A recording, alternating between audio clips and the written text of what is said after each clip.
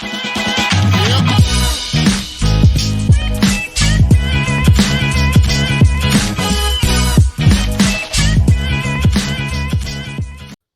everyone, we have a special guest visiting us at the Tavern today. We have independent wrestling star, Massachusetts' own Iron Rip Byson. What's going on, man? Hey man, rock and roll guys, how we doing? We're doing good. We're doing good. Happy to have you at the Tavern. Can't wait to get into some conversation with you. Hell yeah, let's talk. So let's go back before we dig into what's going on now. We always like to kind of dig into the past. What made you fall in love with pro wrestling? I mean, I know typically wrestlers, they were fans first. So were you a fan? If you were, who were your guys? What did you grow up watching? Well, I was a fan first. My first wrestling experience was actually seeing Cactus Jack debut on SmackDown, and that lead up to him versus Triple H at the Royal Rumble. That promo was the first time I ever saw professional wrestling anything, and from then on I was just sucked into it, and I stuck. My dream became I wanted to be that, and then when high school came around, or actually middle school, I joined the high school wrestling team because we had the middle school and the high school were the same school, so the team was 7 through 12, and I joined the high school wrestling team thinking that there was going to be a ring and ropes and they were going to teach me how to do pro wrestling, and I found out it was just a mat on the hardwood floor, and I got thrown around by seniors all for 2.5 hours after school. And then after that, I graduated high school and went right into training to be a pro wrestler, and here we are. That's awesome, man.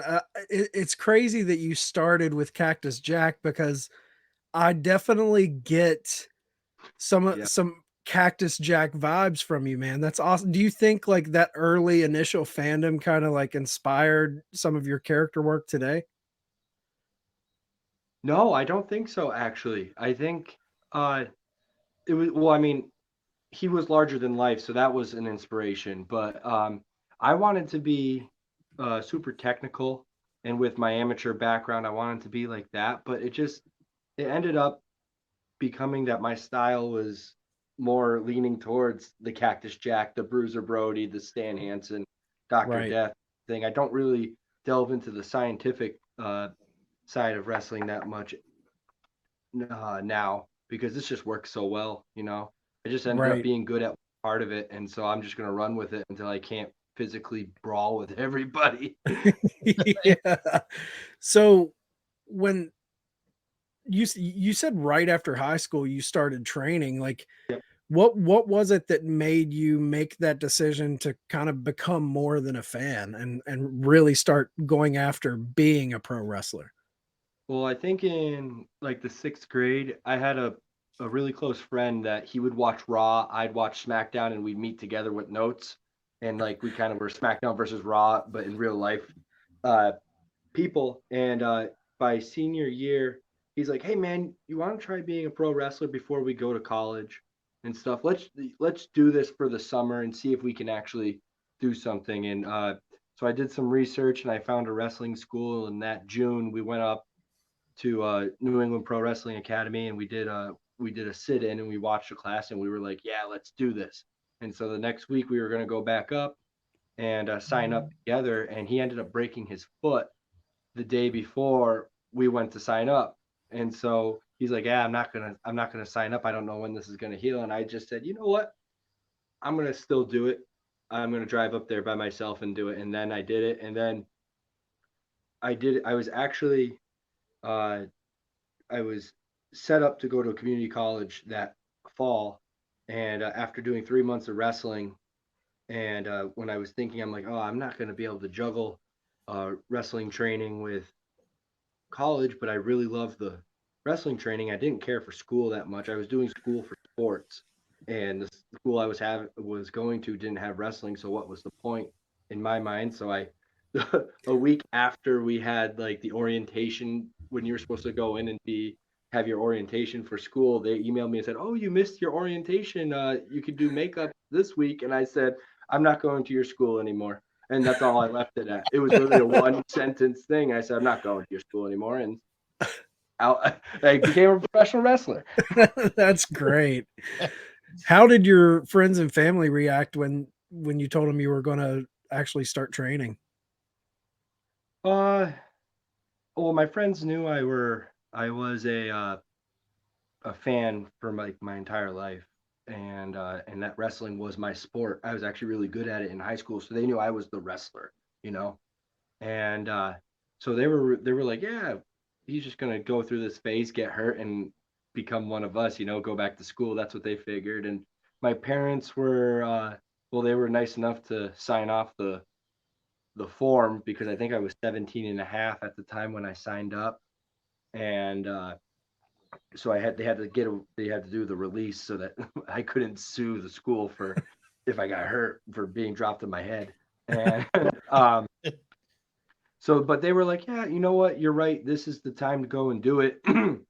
And so they supported me with that. And then and then when I dropped out by not going to school, they were like, okay, college is always there. As long as you get a job that can afford you doing this and balance that with training for wrestling, we support you full force, And well, here we are going on to a decade of doing this and haven't failed yet, That's awesome, man.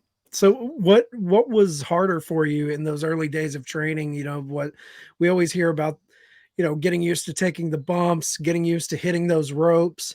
Was it the physical aspect of it or the psychology aspect of it that really was hard in the beginning? No, I don't want this to come off as if I'm some sort of savant at this because I'm not. But I got the actual wrestling part and thinking like a wrestler and stuff really came naturally to me. I understood it because I watched it. I could just be like, oh, that's why they did this for so long. But the hardest part for me was stage fright. I was horrified of performing in front of people. I could do it in a amateur wrestling like mindset because I can go out there tunnel vision. I have to wrestle this one guy. I don't care what anybody thinks. Right. But with pro wrestling, you got to think about, well, what are these? You actually have to think about and be cognitive about what the fans are thinking. And so I had a real hard time with that. I used to actually not be Rip Byson. I used to be the Native American Tomahawk, and I would paint my face completely so no one would recognize me. And that's how I was able to go out and perform in front of people was I would put on this completely different thing. And if I could detach my real life person from this character, it made it easier for me to compete. So that was the hardest part. And it took me a long time to get over that fear of that. Actually, it took me 8 years because I think 2.5 years ago, I switched to Rip Bison and I became this character and I took off everything. And now you get to see the real me. But yeah, like psychology and in-ring stuff in-ring came easier, but psychology clicked pretty quickly. And then it was just getting over my own self-confidence, What was it that made it click for you where you didn't have that stage fright? Because I never think of that, and we've never got that answer, but that's so true, man. To be in front of all of those people and you're wearing gear, sometimes you're, for lack of a better word, half naked in front of people. You're like, I can't imagine the stage fright that would come with that. I mean, I was used to being half naked with amateur wrestling. I got made fun of all the time for wearing a singlet in school. It was kind of there was a thing around amateur wrestling, a stigma because of what we had to wear. So that didn't bother me. It was just being nervous because you have to make people like you. And whether you're a bad guy or a good guy, you need people to like you so that you can keep wrestling. And that was the hardest part is that my self-confidence would butt heads with that because I thought everybody hated me. They didn't like how I looked. They didn't like how I act. They thought I looked like I was crippling up. And it was almost crippling at times, but it just ended up becoming, I sat down one day and I talked to myself and I was like, you know how to wrestle. you're good enough. There's plenty of people who have seen you and said, yeah, you're good enough to stay here. You can do it. Throw this away and let's just say, for lack of a better term, fuck it and jump 2 feet into the deep end and get over yourself, you know? And it worked. Yeah, man. So I've heard you talk about your character Tomahawk and that it kind of hit a glass ceiling. So can you talk about what made you realize that and what went into hashing out the Iron Rip Byson character? For lack of any for a long backstory, basically we were coming into an era of wrestling that had changed, and I am Native American, but I was also I wasn't that much to where a lot of fans who were woke Right. were like, "Oh, you're being racist," and that is basically. And then some promoters were like, "Well, you're a good wrestler, but because of your character, we can't book you because it's kind of it's a razor's edge, you know." And I wasn't doing anything hokey or not. I just called myself a Native American warrior, and I tried to have that mindset of being a stoic warrior, but I wasn't doing anything super. I wasn't painting myself red and doing the like Peter Pan and Disney and stuff, Right. you know, that really on the nose racism. And also because I was Indian, I thought I was protected from that, but I wasn't. So I hit that ceiling, and I'm like, I need to keep wrestling. I can't just keep wrestling at these same places that are letting me work. I need to push myself to the next level. How do I do that? Well, I guess I gotta strip this character down, and through that, I was really it was about a couple of months. I just stopped like shaving my face and everything. I became this grizzled monster, and I let my not demons, but like just kind of roughen myself up, you know, like look a little bit ragged around the edges and stuff. And I was like, you know what? I'm kind of bitter about wrestling at this point.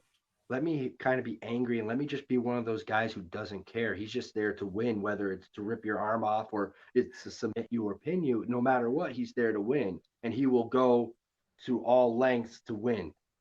I guess a lot of it was the Bruiser Brody idea that he's just going to come in and it's going to be chaos and he's going to win, and that's all he cares about. He doesn't, friend or foe. If you stand in front of him across from the ring, Rip Byson is going to go through you, you know, to win. And that was the very bare minimum of what Rip Byson is now. And actually it's still doing that in other words. Was there any like characters or just fictional characters or musicians or former wrestlers that you pulled from for that character, or was it wholly an original creation for you? It was a lot of wrestlers. I liked, like I said, I went back to Cactus Jack. I stole from him. I stole from a lot of wrestlers. I stole from him. I stole from all the badass All Japan Gaijin. I liked them because I liked how they went in there and they were treated like Godzilla or King Kong. They were just monsters, you know. And so I was like, okay, what can I do with that? I mean, I'm not 7 feet tall like them, but what can I do? What can I take from that? So I took them. And then another one that isn't wrestling related is I love the band Motorhead. I'm a huge fan. I've been a fan for pretty much most of my life. And Lemmy Kilmister is a big influence on my character. He has an attitude that is like live fast, die hard type of outlook. And I feel like a lot of Rip Bison's mannerisms and attitude and the way you could see how he thinks in a match is that live fast, die hard, but full steam ahead. And so that's really my influences. That's awesome. Born to lose, live to win. Yeah, I've actually quoted that multiple times as Rip because it's just the odds are against you at all times, and it's like you're born to lose in life, so might as well just go for it. Right? Yeah, man. I was actually going to ask you about that because I saw that you have Iron Maiden, Motorhead flags in your home gym. Yeah. What's some of your favorite hard rock heavy metal records, like bands, like who are you into? Because we are both big fans of Lemmy, Motorhead, all of those guys. Yeah.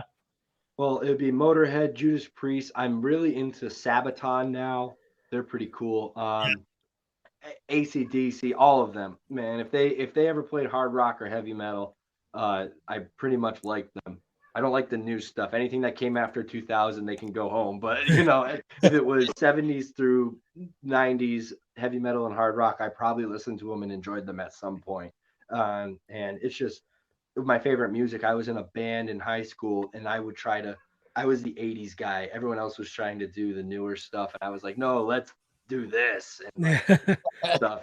Well, now you notice that I'm not in a band anymore, so that's how that worked out.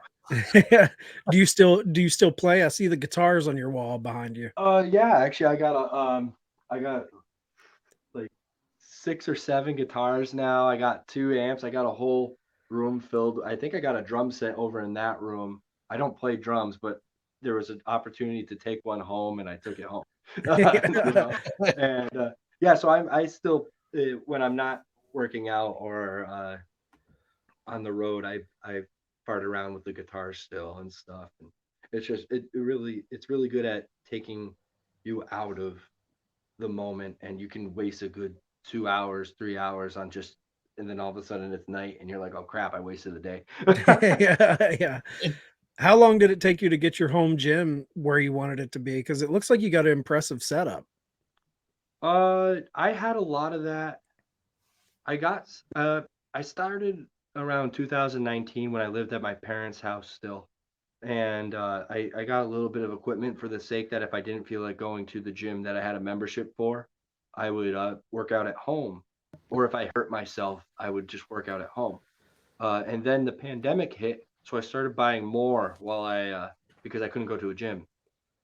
And I figured that unlike a lot of people who they kind of just went and they said, I'll do like body weight stuff or do a lot of running and stuff. I said, no, I'm going to invest in myself because I'll use this. And so I kept buying equipment here, equipment there. And now that I live in my own place, we have a garage that would probably be better suited for a vehicle, but we filled it with gym equipment and we're pretty happy with it now. I think there's over 1,000 pounds of weight in there, so it's like I'll never need more than what I have. It's perfect. If I ever lift 500 pounds in everything that I do, I think that I'll chalk that up as a victory, and I'll never lift again. That's what the goal is. Yeah. So you talked a little bit about doing that when the pandemic hit and things like that. So, how did you bide your time when the pandemic hit and the indie shut down? What did you do to keep yourself in a good mental state?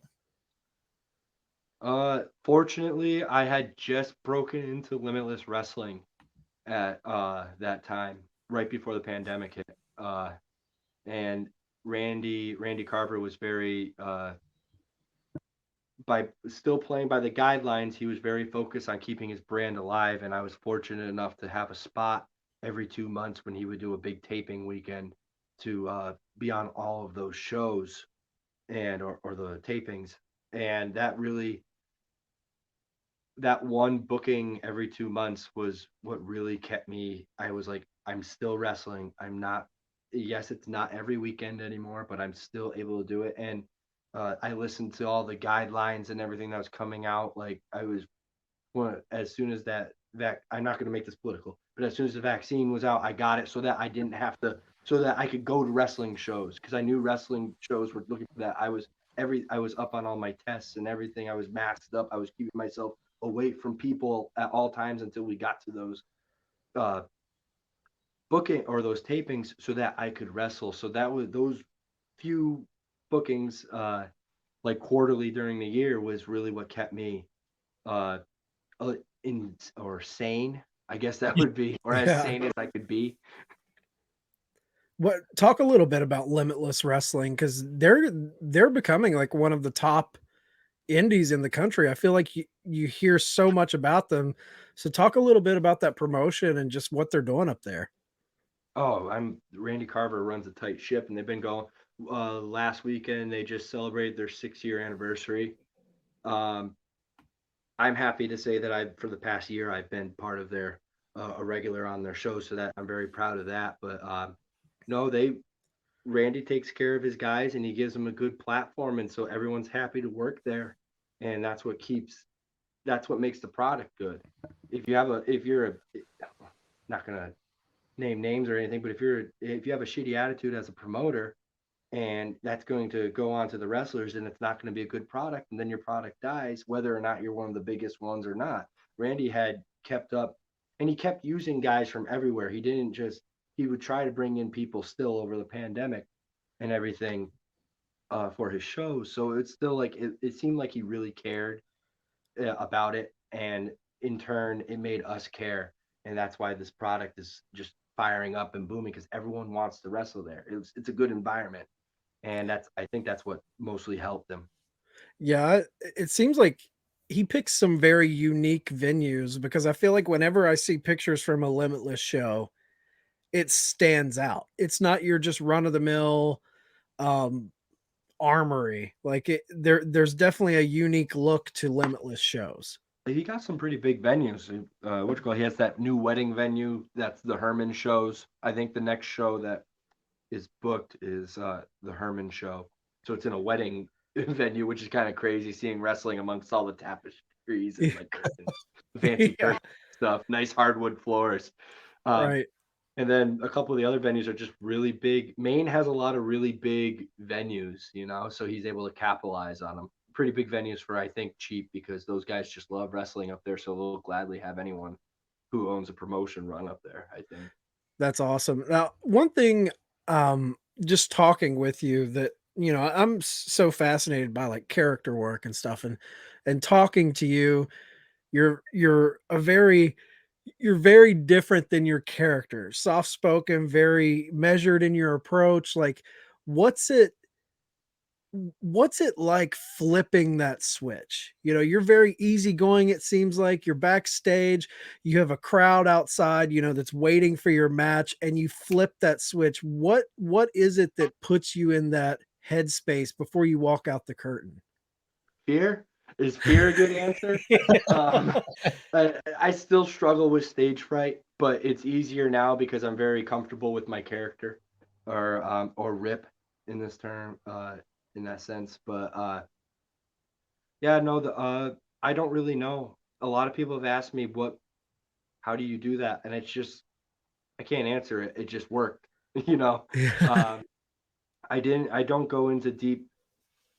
A lot of the emotions that I have as Rip with like the wild and crazy and kind of acting out type of thing, the over the topness, is stuff that I guess I repress during the week or during the month based off of interactions I have. I'm really non-confrontational in real life. I'd rather just as if we could not talk, or if we're having a conversation at a store or something, I want it to be done as fast as we can. Not gonna sit here like this is.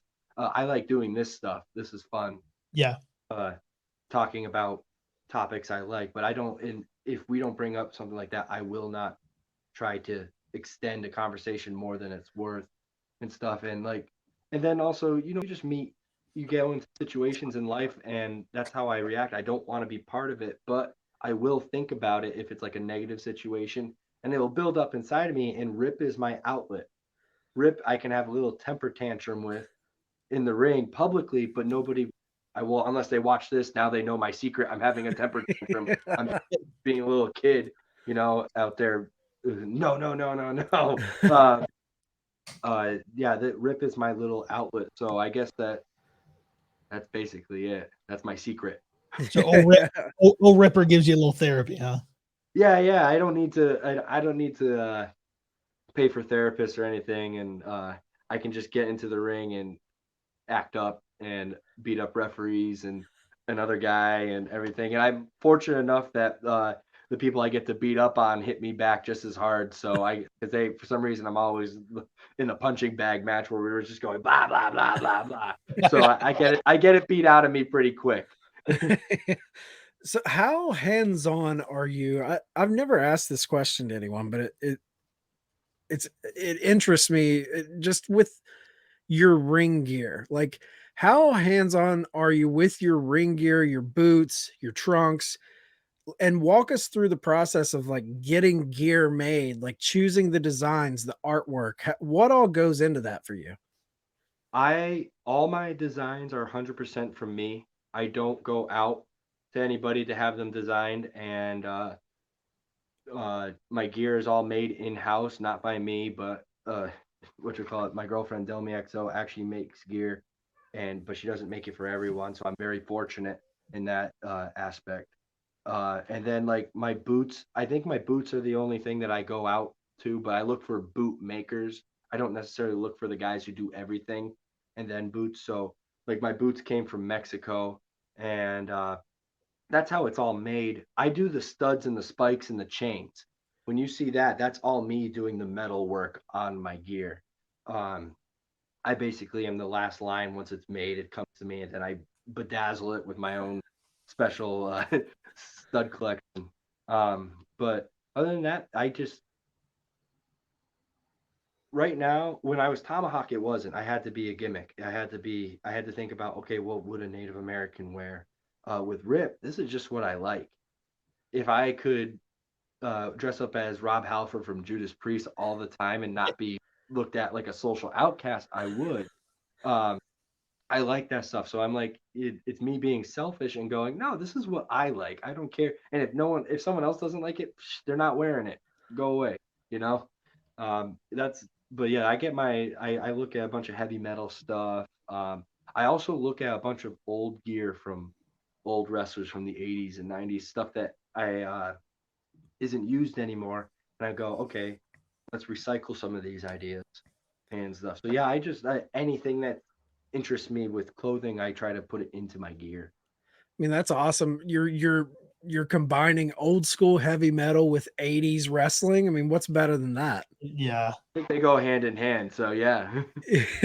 Yeah. You've had opponents like Charles Mason, AC Romero, JD Drake, Warhorse, Anthony Green, among others. Is there any like one match or opponent that you look back on and you say that was a major defining turning point for me or a learning lesson? uh JD Drake over the pandemic, I had a match with him, and that was it almost felt like a passing of the torch moment for me because I became what he was at that point, and he went on to the next level, and he was like always that strong enforcer guy. If you're going to come into the company, you're going to have a JD Drake match. Well, now it's a Rip Bison match. And that's actually what Randy tells some people. Oh, you're going to have the Rip Bison match because they know it's going to be everywhere and it's going to be chaos. And so I like to think that I became the the gatekeeper, for lack of better terms, uh, or a gatekeeper, not the gatekeeper. Um, like because of JD Drake, but also my Warhorse match, which I mean was only 7 minutes long, and it was right before the pandemic. But and it was only after 3 months of doing Rip or doing the character of Rip, and Randy threw me into the fire at my first Limitless shows against the IWTV champion at the time, for the belt, and so I was again, my fear kicked in that match, and I was like, they're gonna hate me compared to Warhorse because he's such a character. But when I came out and there was an actual like reaction for me, it was like I would say 60-40, maybe 70-30. But there was a lot of people there that when I was doing stuff, they weren't booing me out of the building. They were cheering for me. They wanted it. And so that was another match that I realized, okay, this character works, you know? And I think those two are the most defining. But I like all my matches. I don't think, and I don't want to sound like I'm cocky. I don't think I've had a bad match since I started wrestling in Limitless. I think they've all been pretty much exactly what I wanted them to be, and they all got a pretty positive review with everybody who's seen them. And so I can't. It's hard to pick some, but I think those two will be the main ones that I would go back to. Although I just had a match with one called Manders last weekend for Limitless, and that one was another hard hitting. I'll do it again all over the country if I had to. Uh, Big Beef. I've wrestled. I had a feud with him. We had a strap match. That was a defining moment I guess, for both our characters. But so I guess it's hard to pick, but I think JD Drake and Warhorse are the ones that hold near and dear to my heart. What's it like working a strap match? It's hard to move because you think that the strap looks long, but it's not too long when you have 250 pounders tied to the end of it, and you're trying to drag this guy around. It's something different. We actually we actually took out the ref in that match really bad, and he's been on the shelf for a while because we started hot and we bumped all these security guards, and because of the strap, everybody was flying over it type of thing, and the ref couldn't get out of the way, and he got steamrolled by one of these security guards, and uh, so yeah, that match had a lot of collateral damage. Have you had a dog collar match? I thought I saw you. I've done a couple dog collar matches. I've done that strap match was my third strap match. I think I've had 3 dog collar matches. They're all the same. Just try not to get tripped and tangled up in the thing. And Yeah. just remember that the next day it's gonna suck. Yeah. I love it though. Combining metal with 80s wrestling and then old school gimmick matches. I love it. I mean, what a combo, man. Yeah. What are you gonna get from a Rip Bison match? Objects thrown at people and a lot of this. Yeah. What's it like just travel? What's the life of an independent wrestler? Like put our listeners in the mindset of, making those towns, making those drives, showing up. Like what's a day like for you when you have a big show? Me, a lot of car rides. I hate flying. I was before the pandemic, I was fortunate enough to have a couple shows in Texas, and I was the loudest voice for the car and I said, I will be driving down. And so that was 36 hours in a car. You leave on a Wednesday, you get there for a Saturday. And and that was straight. We weren't trying to stop in a hotel overnight. We were going straight there. I love driving. I love riding in a car, going to wrestling. I think it's part of the experience that if you join wrestling, you should do it. You shouldn't hate that. That's part of the road life. You're a rock star now. This is what being a rock star is. You're on the road, you're uncomfortable, but you get your jollies off when you actually get to wrestle. And it's funny you asked me that because right now October has become I'm going to have 1 or 2 shows every single weekend. Actually, one weekend I'm going to be gone and up to Maine and then Canada for 2 days and doing 2 shows up there. So I'll have 1, 2, or 3 shows every single weekend, and I love it. It's back. I finally get to become that road machine. Yeah. Just 5 days of getting ready, and then all weekend you're gone, and then you're back and you're just going through the motions, getting ready for the next weekend, and it's just this month's gonna fly by.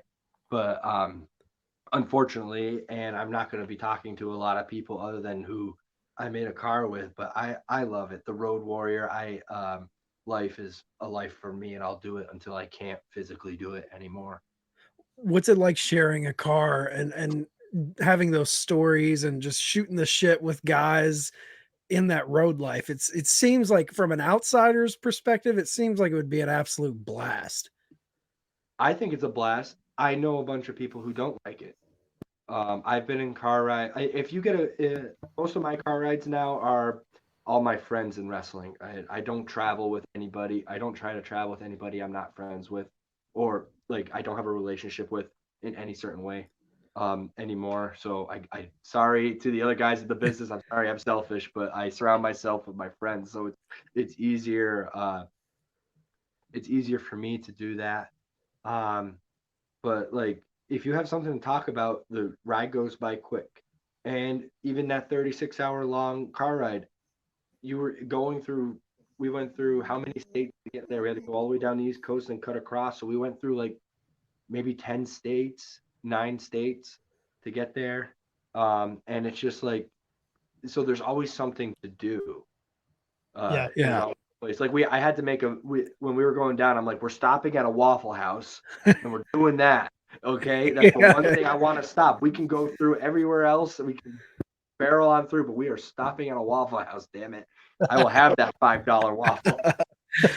Yeah. Me and Sneed, we have traveled the road a lot together going to metal shows. Like traveling over states, and I feel like one of the most underrated things that people don't enjoy, but I always got a kick out of it, was those late night stops at just middle of nowhere truck stops. And Yep. finding those weird fucking things in the truck stop that you're like, what is this? Buying a funny hat, buying a silly magnet. Like, I loved that shit. We used to we'd always look for a Denny's because they were always open at 3 in the morning when you're coming home. And what you call it, and then we'd have all like 4 or 5 wrestlers in the car with us, and we all go in there and we'd all order milkshakes after they long cleaned the thing, and then they gave you the two things, and we would pass the second of your flavor to the next person, so everyone got double. We would go and raise hell in truck stops and everywhere. Those ones with the showers were pretty funny. Those super truck stops, those Yeah. are pretty funny.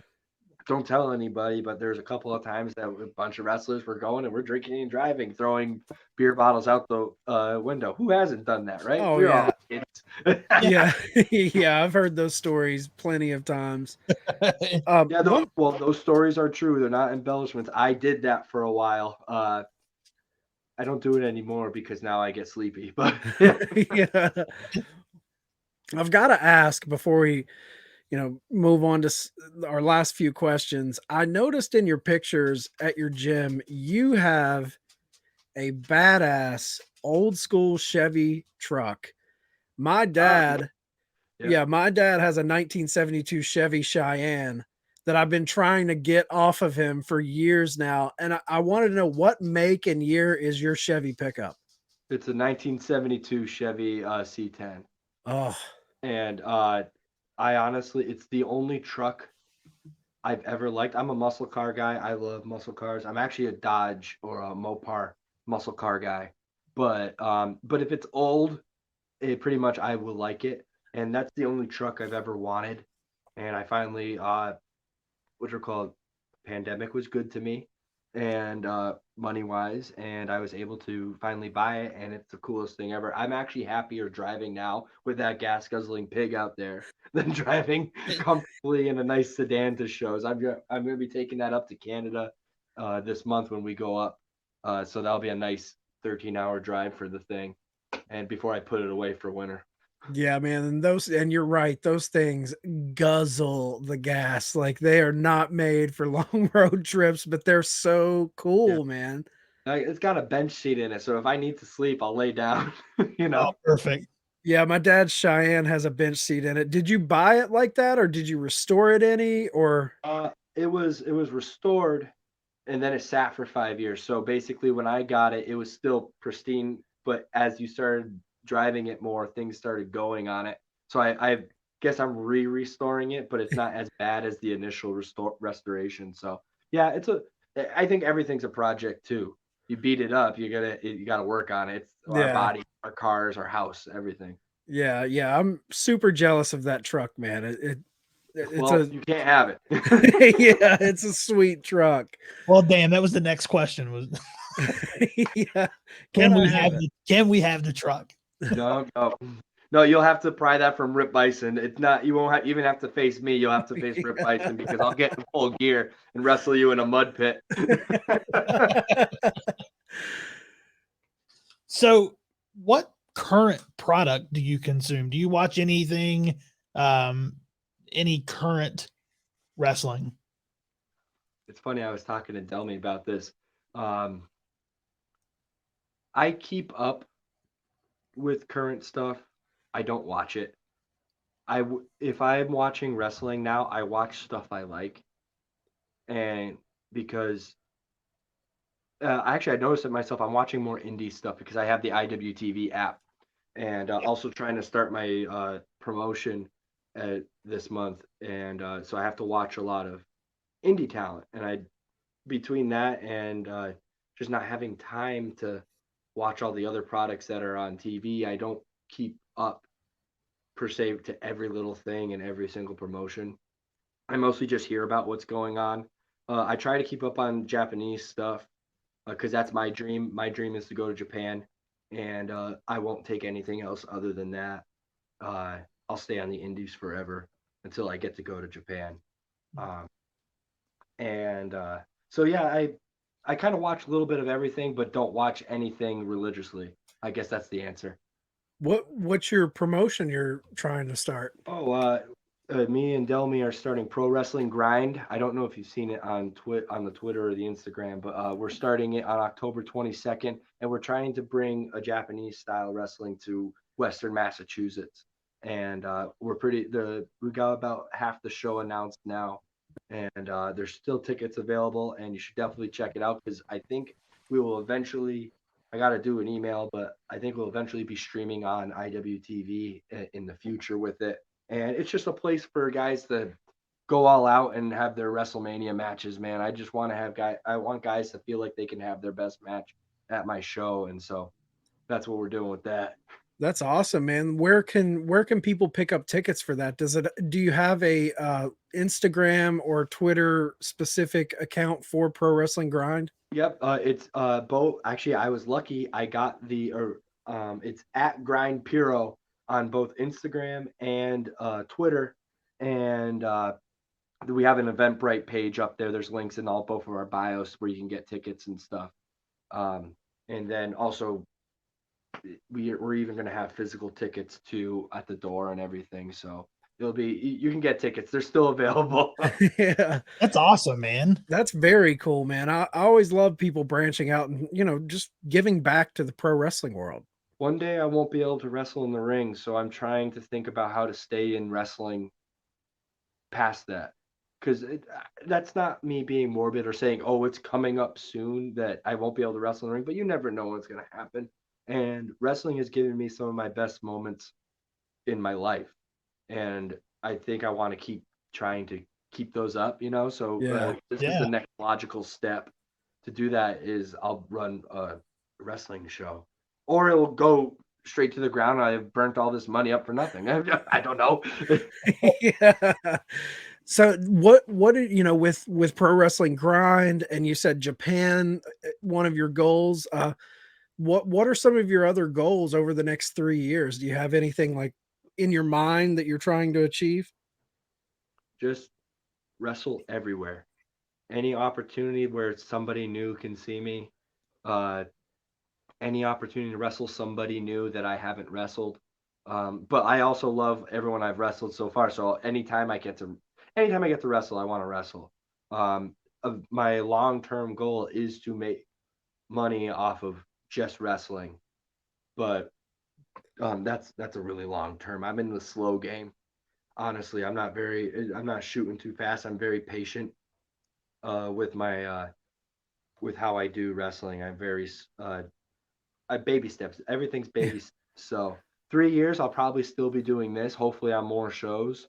But maybe 10 years, maybe that will be the time that I'll be if we talk in 10 years. That might be when I'm signed on a big TV and you have a big superstar. I don't know.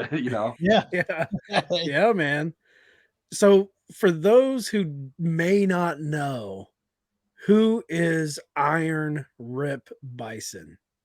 A goddamn psychopath. Yes. He's a meathead lunatic, and he will fight anybody, everybody, anywhere, anytime, and he's not scared of anything. There's nothing that scares me. Then that's real life. That's not just my character. I don't think anything could hurt me. I have a high tolerance for pain, so I'm not saying I'm tough. I'm just saying I'm stubborn and get hit in the head a bunch of times to keep going. Hey. Yeah. I've always thought of myself. I'm like, oh, I might be good at that MMA stuff because they get punched in the head a lot, and I'm stubborn enough to. Yeah, I know it sucks, but I'm stubborn enough not to be like, okay, I need to win this though, so I'll keep in it, bang, bang, blocking with my head, That's Rip Bison. He's stubborn chaos. Yeah. I Yeah. love it. All right, so we have one final question before we let you go. And it was something we ask everybody, and I'm excited for the answer on this one because you talked about it a lot earlier. So if you could have any 3 wrestlers, alive or dead, making towns with you in the vehicle, what 3 wrestlers would you have with you?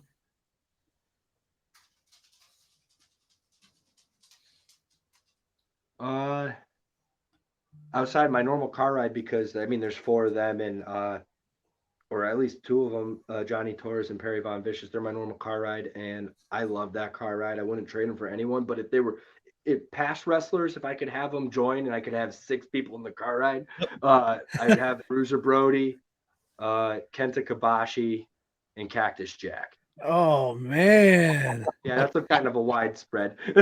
That's a fucking wild car ride, man. Love it. Kobashi, Cactus Jack, and Bruiser Brody. Come on. Yeah, that's I think that would be nuts. Also, I'd probably end up dead, but you know, at least I know Cactus would be like, it's okay, Rip. It's okay. What a way to go, though, man.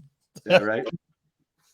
Well, thank you so much, Rip, for doing the show. Let everybody know where they can find you, social media, if you have a pro wrestling tee store or anything like that. Like, get your plugs in, man. If you want to buy a T-shirt, go through me, through my DM me on social media. I don't trust pro wrestling tees. They don't give me all my money, damn it. And I do have a store there too. If you do want to find it, it's at Rip Byson at Pro Wrestling Tees. You can find me on Twitter at Rip Effin Bison. I believe my Instagram is Iron Rip Bison, and you won't find me on Facebook. Yeah. Well, awesome, man. It's awesome having you stop by. We're looking forward to everything you got coming up. Looking forward to you getting that promotion going and supporting that as well. You always have a seat here with us. We appreciate you stopping by, man. Awesome. Anytime you guys want me back, I'm glad to shoot the shit. Absolutely, man. We look forward to it. We'll definitely have you back on. Have a good night, man. Yeah, thank you. You too.